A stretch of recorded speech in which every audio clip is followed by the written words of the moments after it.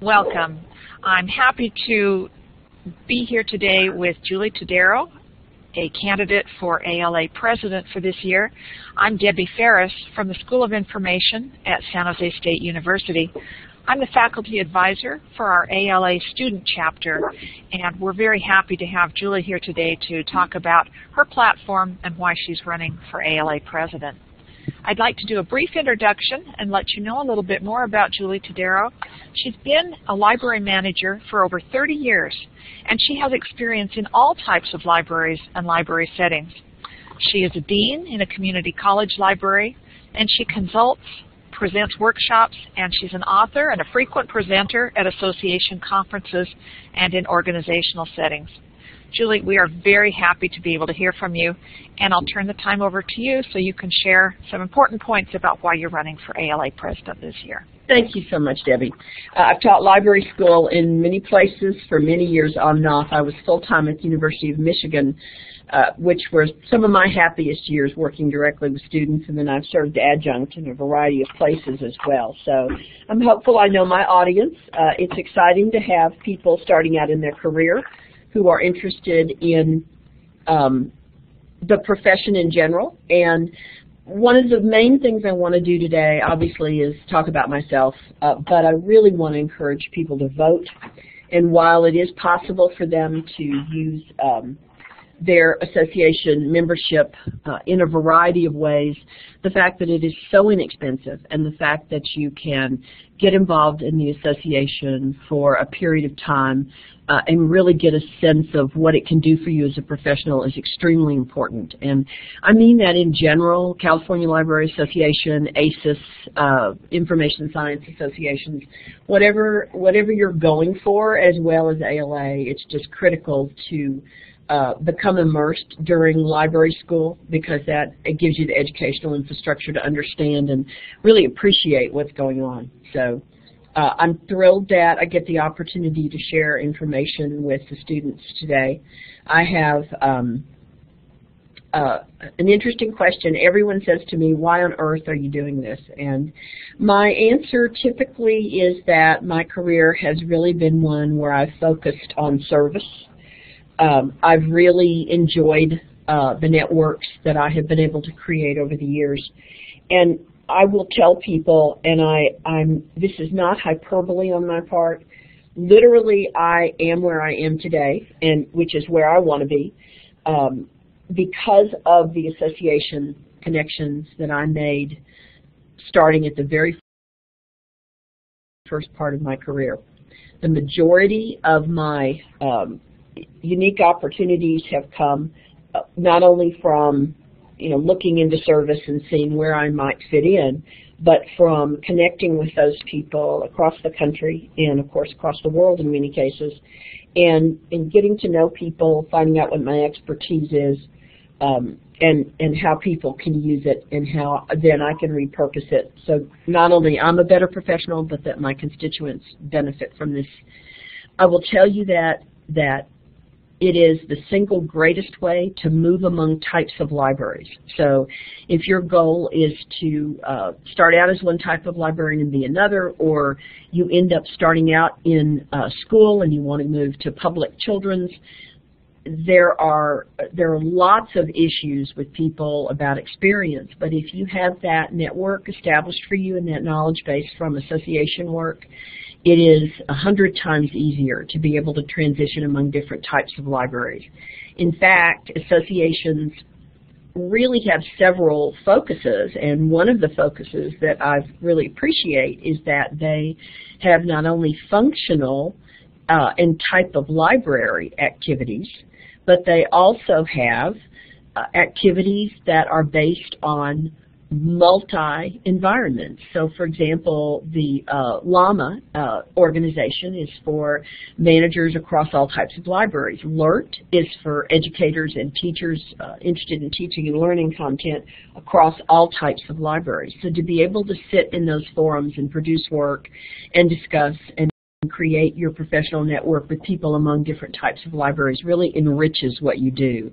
And that's true for the daily work you do, even if you never leave that type of library, because it really focuses on what we've come to know in libraries is that our customers move among different types of libraries, and that most libraries today have some kinds of partnerships with other environments. And certainly in those states where we share databases and where regional areas have databases and learning initiatives that go across the state, it is just so important to know how other libraries operate and how what they do impacts you and vice versa. That being said, that content is really what has prepared me the best, I think, for being a candidate for and your next ALA president. I've been involved probably in about 5 different areas of ALA, and several that have been great honors for me. I was on Newberry-Caldecott when I was the children's and young adult librarian. Very active in LAMA and did a series of national presentations for them. I became president of the Association of College and Research Libraries. I was ACRL president. And because of my knowledge of different areas, because of the opportunities afforded me, I have been able to work on some ALA presidential initiatives for other ALA presidents, and also for ACRL presidents, Camilla O'Leary's Frontline Advocacy. So my focus has always been the breadth of what I can do and how what we create can affect constituents beyond your type of library. So I really enjoyed that. My purpose on my website, the drop-down box on purpose, and Debbie will show you that.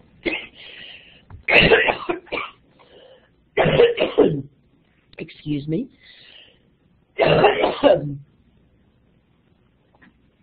What an attractive sound. My purpose section of my website, and I just want to tell you that Blackboard Collaborate brings in browsers in different ways, and so what Debbie's going to do is scroll down for you. You will not see that lovely blue site when you get to my website, but I have a variety of things there, and you can either access it within the Collaborate box, or you can go into the chat and click on the link there. Two reasons why I push you to my website. First is, obviously, I'd like you to read my purpose statement and also my value statement, but also because I would like you to scroll down and take a look at the type of library. Debbie, could you do that? Yes, just a minute. I'm going to bring us back to your main page here. Great. So at the bottom of my main page, and also available through the drop-down boxes at the top, you will see experience. And I've prepared a series of 4, actually, academic, public, school, and special statements, and those statements precede a number of 3 documents. It's crazy, you guys. I'm really sorry. The 3 documents that you see at the bottom of public, or actually wherever you've landed, are documents that I've created over the years that are free on the web. So to me, that's evidence of service. But I also wanted to give you all the opportunity to get some of the materials, because a huge number of them are something I'm very passionate about, and that is employment. A long time ago, I began working on a committee for the American Library Association called HRDR, and it's the human resource component that really deals with human resources, as you all are, the professions. And the professionals in the different types of areas of ALA. So what HRDR does was chair that advisory committee, and what they do is pull together content like job line content, as well as just general information to help you get a job. In addition to that, one of the things that ALA has done is to put together the ancillary group, ALA-APA, which is a professional association, and they had to do that legally because at the time, the association wanted to be able to lobby for salaries. And salaries, it's crazy.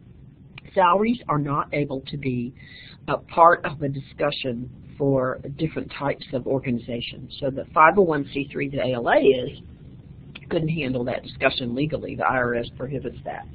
So we formed ALA, APA. And so they go about their business, but they have a newsletter. And I began writing for their newsletter, and of course their focus is employment. So at the bottom of each of the sections, you will see some documents that are original to that type of library, so things that public librarians are interested in, academic, school, and special. But in addition to that, you will see a number of documents, especially at the bottom, that are linked from APA's website newsletter called a Work Life. Work Life is their sort of getting a job or changing jobs, and I have about 8 different links that talk about what to do with a cover letter for you, what to do with follow-up, what do you need to do to get ready for an interview.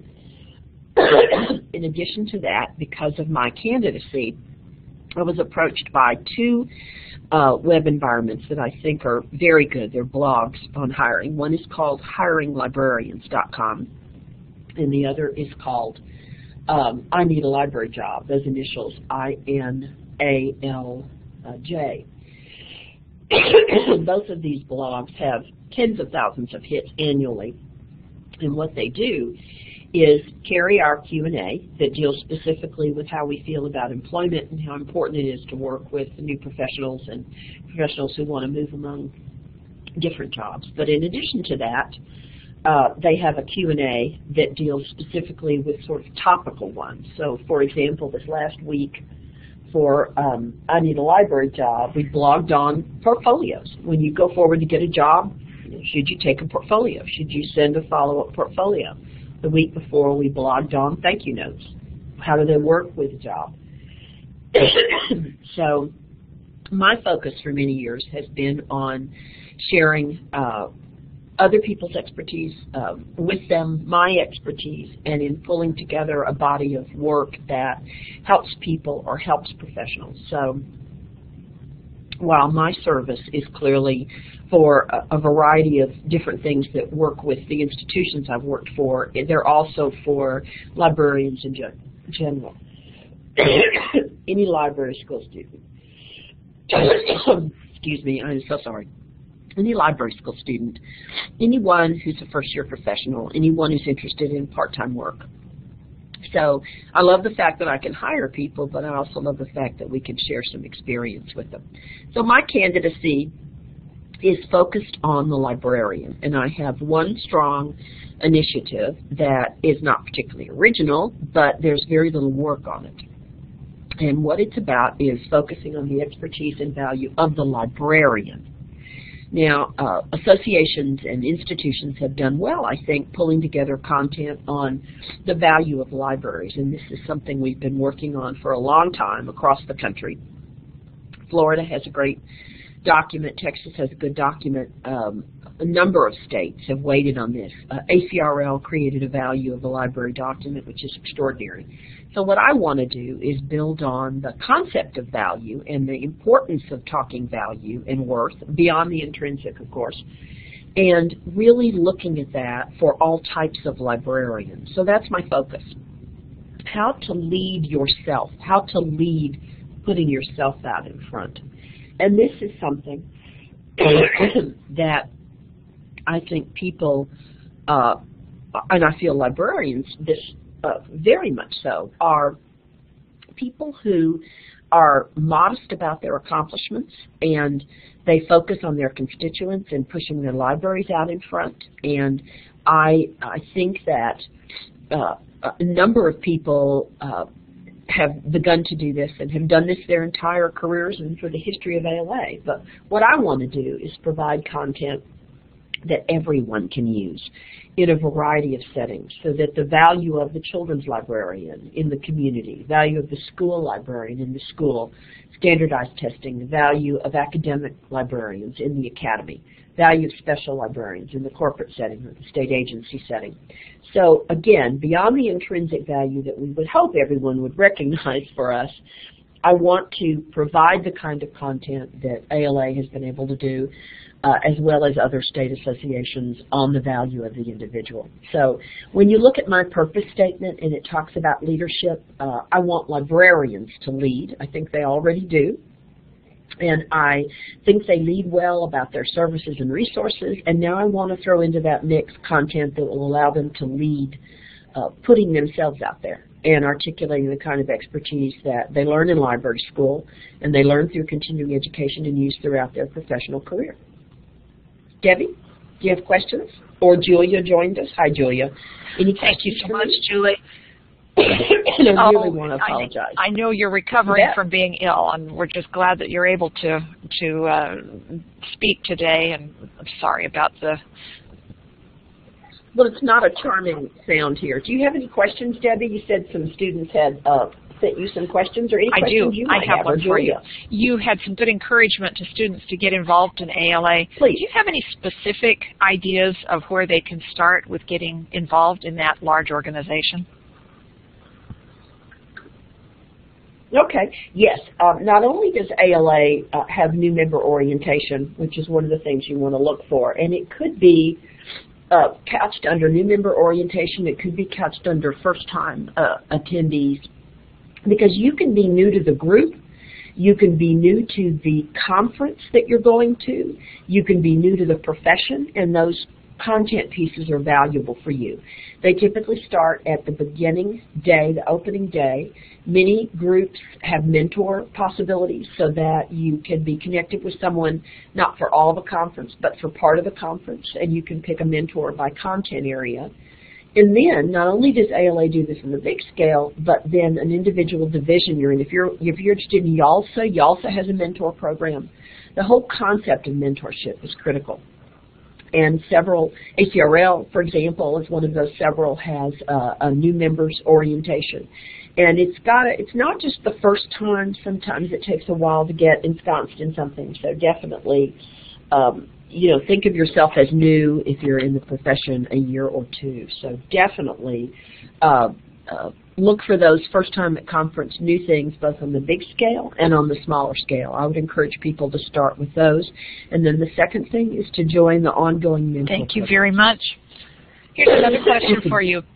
What does the future look like for librarians and information professionals?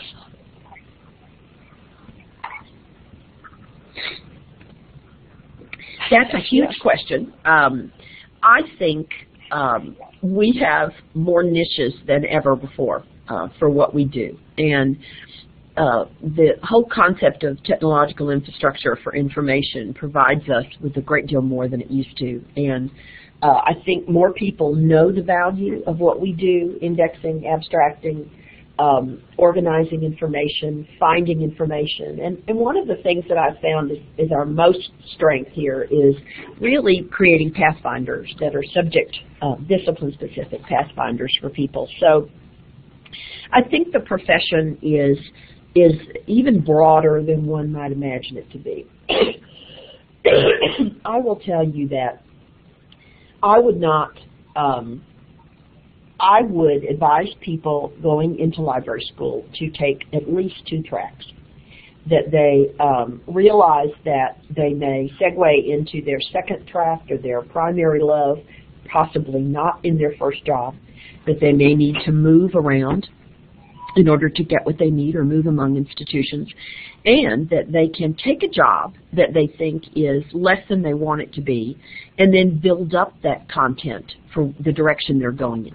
Now, so that's my 25 cents of advice, but your real question is, where is librarianship going? So broadening our expertise, pushing our expertise out there in terms of what we can do and putting it in the context and the language of what companies do need. I think that librarians, we have a series of buzzwords that I don't mean that to sound negative, but things like community engagement, and they are absolutely elements that we need to look at strongly when we look at the direction we're going in. Versing yourself in partnerships, because so many institutions and networks and consortia have extensive partnerships, and librarianship, I think, cannot be standalone in the future in any community. It has to be involved in partnerships. I think providing the technological infrastructure of content is one of the key areas that we're going to move into even more so. And then one of the most exciting things, of course, that is on everybody's lips, and that is the whole concept of maker and makerspace. That really is about innovation and creativity. And libraries have been involved in that for a very long time. If you look at Charlotte's Web in North Carolina and you see their very extensive activity area, if you look at the University of Michigan and you look at the 6-story, 5-story active learning environment that they built for students and faculty, that's an innovation center. That's a makerspace. So we are characterizing some things we've done in the past as well as applying them to some other things in the future. One thing that I think is new that I really see libraries going for is to not just entice people with our content, and certainly our space relates to that, but literally to provide shared space for community engagement. And at South by Southwest last week, Laura from the Office of Information Technology came in for a panel with a young person from DC, and what they are doing is a very large space that was built out very little, very minimal space, and they have not only active spaces for interaction, but they also have spaces that people can, what you call in the tourism industry, hotel, where a nonprofit requests to have an office for 2 weeks or every Monday afternoon. And then that nonprofit team goes in and uses library resources, and they book the time of the expert librarian there to move their business along. And that's a huge concept that supports economic development, and it also supports workforce. And you don't give the space to them. What you do is allow them to use it, and then you make sure that it's connected up with the expertise the librarian brings to that situation.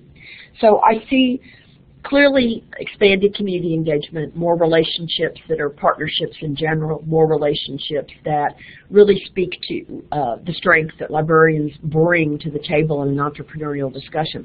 That's always been there in the health sciences. Librarians who are health sciences librarians have done grand rounds with doctors for years as information specialists. Warner Lambert Industries in Ann Arbor had librarians on their research teams. So we need to look at ourselves as what we bring to the table as experts for connecting people at whatever point they're coming from to the content that we have for them. That's kind of weaving around, but I hope that answers your question. Those are great, interesting examples that you shared too. Now, I don't know if either of our people who've joined us have any questions. Judy, welcome. Julia, great. I know Judy. If you have any questions, please go ahead and type them into the chat window, or if you'd like to take the mic, just let me know, and we'll be happy to turn the time over to you for a question. I have one more. Hi, Judy. How you doing? I see your. Great. I see Judy's comment there in the chat window. One final question that. Absolutely. Glad you dropped by. I did receive another one from students, and you've touched on this already a little bit, but specifically, do you have any initiatives or plans that are particularly focused on students or where they can get involved?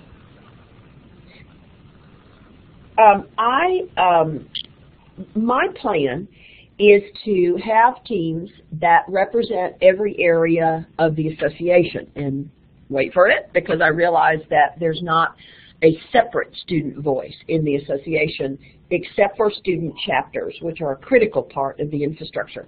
But what I want to do is involve students in the discussion of core, and what I mean by that is core programs and services from the graduate education. But I also want to involve students in the concept of employability. People, once we have these extensive characterizations of expertise, we really need to turn to the library schools and talk about training people with those expertise, which of course library educators are doing, and education, training, all those aspects of getting people ready. But one of the discussions we need to have is a pathfinder or a mind map of where every support mechanism for the professional is in the employability process. Working out of education, educational institutions have a responsibility for employability. So absolutely, your library school has a responsibility to have a significant role in the employability for placing you and assisting you in finding a job. And if nothing else, they're not getting you a job, but they're pointing you to things, and they're providing you with a support mechanism for putting things together. So ALA doesn't do this on their own, and California Library Association doesn't do it on their own. They do it in partnerships, and I think we need to identify the 21st century employment environment and whether professional fits into that, and have at least one discussion on library schools and issues of employability and roles and responsibilities. We need to make sure that we audit this so that we are not seeing gaps. And I don't see gaps for recent graduates, like, you know, you're graduating in May. I don't see gaps for that. What I see, and this may not be real, this is perception, but what I see from online discussions is people who've been out for a while and who are either still having trouble getting a job, or they got their education and then they relocated somewhere. I find that they are not, they're not familiar with, and I'm not saying there's nothing there, I'm saying they are not familiar with those things that are still available to them. And I think that library educators can do two things. Well, they do many things, but two things for sure is look at the stages, the first 2 years of a graduate's life. What kind of help they need when they're sitting there, what kind of help they need when they move into the first year, if they don't have a job, if they do have a job and it's a temporary job or they want to change jobs. So that's one of the first things they have to look at. And then they need to look at it in terms of alumni, because your alumni are critical pieces of the future of your school in terms of network and placing and hiring more of your students and helping you keep current in your curriculum. So I think library educators and ALA have to sit down and, taking the content of the expertise that my team will be pulling together, take a real look at, here are the experts we're turning out. Where's the library school in the first 6 months of your career? Where's ALA? Where's the library school in the first year of employment, in the first year of non-employment, so that we take not a forever for the rest of your life, but at the very least the first 2 years, and map out where a professional can go. It's not fair to educate someone, excite them, and then turn them loose.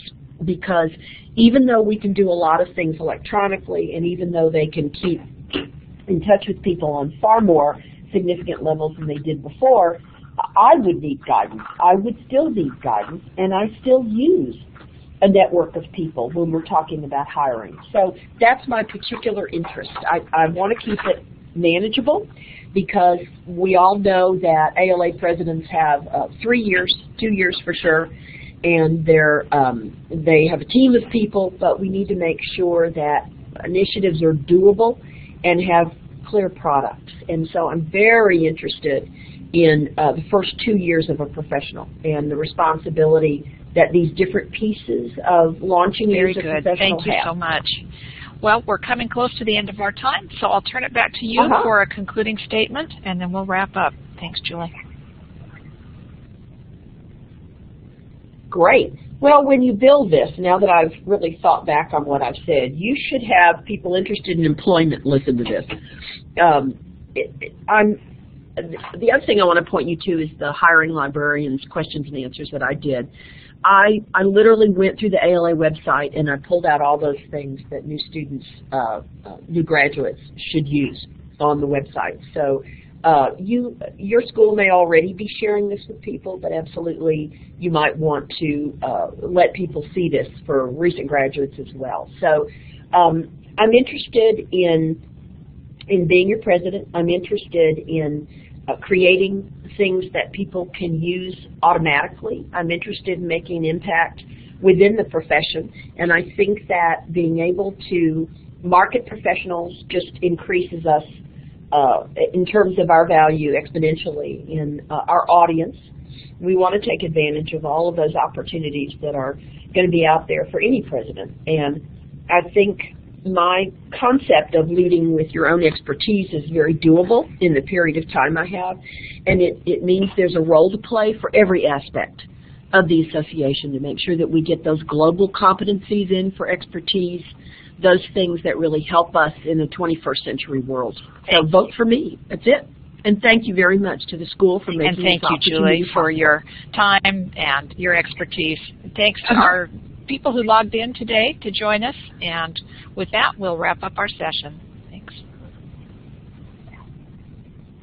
Okay. Thanks.